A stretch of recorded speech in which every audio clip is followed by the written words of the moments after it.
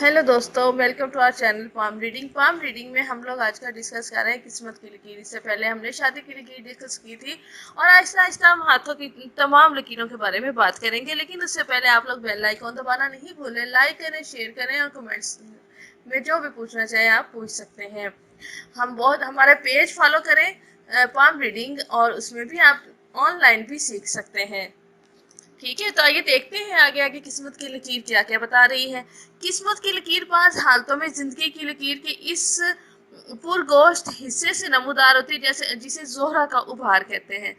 जब वो लकीर इस मुकाम से शुरू होकर जिंदगी की लकीर को क्रॉस करती हुई आगे ऊपर की तरफ जा रही हो तो ये मुख्तलिफ हालात का पता देती है। यानी कि जोहरा का उभार खानदान, मोहब्बत और करीबी अजीजों से मुतल्लिक है।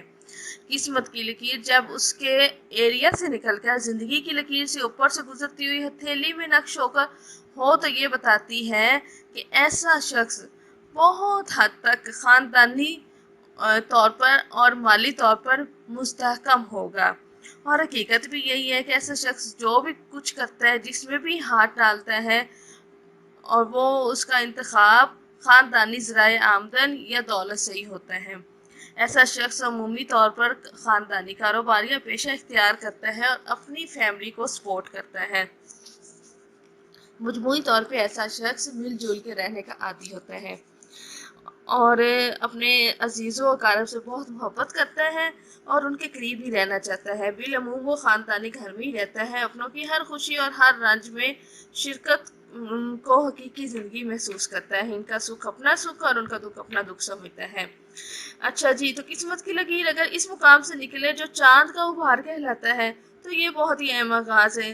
चांद का उभार कलाई के ऊपर करके मुतवाजी हिस्से से शुरू होकर आहिस्ता आहिस्ता उसके साथ साथ फैलता जाता है और जोरा के उभार के मुकाबिल अच्छा खासा उभरा हुआ होता है। जब यहाँ से ये किस्मत की लकीर नमूदार हो तो ये शख्सियत में खास जाजबियत की अलामत है। यानी ऐसा शख्स ड्रामाई किरदार का हामिल होता है और वो जिस मैदान में भी दाखिल होता है अपनी ज़िंदगी के लिए उसको अपने लिए कबूल आम कर लेता है। इसके किरदार में एक ख़ास किस्म की खुद एतमादी का जौहर होता है। वो आम हालात और आम तर्ज नो की ज़िंदगी से ज़रा हट के अपने आप को ढाल लेता है। वो आज़ाद ख्याल और खालिस अज़्म वाला शख्स होता है। उसकी शख्सियत गैर मामूली होती है और इस तरह होती है कि लोग उसकी दाद दिए बगैर नहीं रह सकते। वो बेहद कबूल आम हासिल कर लेते हैं।